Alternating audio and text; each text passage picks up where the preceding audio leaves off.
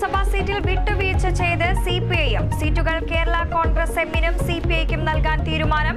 പാർട്ടിക്ക് പ്രധാന മുന്നണിയുടെ ഐക്യമെന്ന് LDF കൺവീനർ EP ജയരാജൻ. ലീഗിന്റെ രാജ്യസഭാ സ്ഥാനാർത്ഥി ഹാരിസ് ബീരാൻ നാളെ പത്രിക സമർപ്പിക്കും. പന്തീരങ്കാവ് ഗാർഹിക പീഡന പരാതിയിൽ മലക്കം മറഞ്ഞ പെൺകുട്ടി. രാഹുൽ ബെൽറ്റ് കൊണ്ട് മർദ്ദിച്ചില്ലെന്നും സ്ത്രീധനം വാങ്ങിയില്ലെന്നും വെളിപ്പെടുത്തി. ഡൗറി പറഞ്ഞിട്ടാണ് മർദ്ദിച്ചതെന്ന് പറയണമെന്ന് പറഞ്ഞു. ബെൽറ്റ് വെച്ച് അടിച്ചതും ചാർജറിൻ്റെ കേബിൾ വെച്ച് കഴുത്ത് മുറുക്കിയെന്ന് പറഞ്ഞതും അതൊക്കെ വെറും ഫോൾസ് അലിഗേഷൻസ് ആയിരുന്നു. ആരോപണം വീട്ടുകാരുടെ പ്രേരണയെ തുടർന്നെന്നും യുവതി വീഡിയോയിൽ.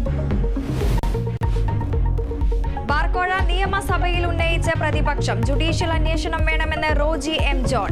അങ്ങയുടെ ഡിപ്പാർട്ട്മെന്റിൽ മദ്യനയത്തിന്റെ അവിടെ കുഞ്ഞ് ജനിക്കുകയും ചെയ്തു. ഇനി അതിന്റെ അച്ഛനാരാണെന്ന് അന്വേഷിച്ചാൽ മതി സർ. വേറെ ആളുകളാണ് വന്ന് ഇത് കാര്യങ്ങൾ നടത്തിക്കൊണ്ടിരിക്കുന്നത്. ഇതൊക്കെ ശ്രദ്ധിക്കണ്ടേ അമ്പാനെ, ഇതൊക്കെ ശ്രദ്ധിക്കണ്ടേ. ആരോപണം അടിസ്ഥാനരഹിതമെന്ന് മന്ത്രി MP രാജേഷ്. പ്രതിപക്ഷം നടുത്തളത്തിലിറങ്ങി പ്രതിഷേധിച്ചു.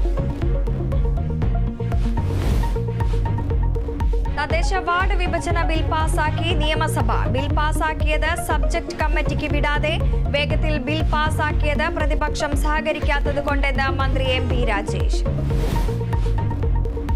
കെ മുരളീധരന്റെ പരാജയത്തിൽ തൃശൂർ DCCയിൽ രാജി. DCC പ്രസിഡന്റ് ജോസ് വള്ളൂരും UDF ജില്ലാ ചെയർമാൻ MP വിൻസെന്റും രാജിക്കത്ത് കൈമാറി.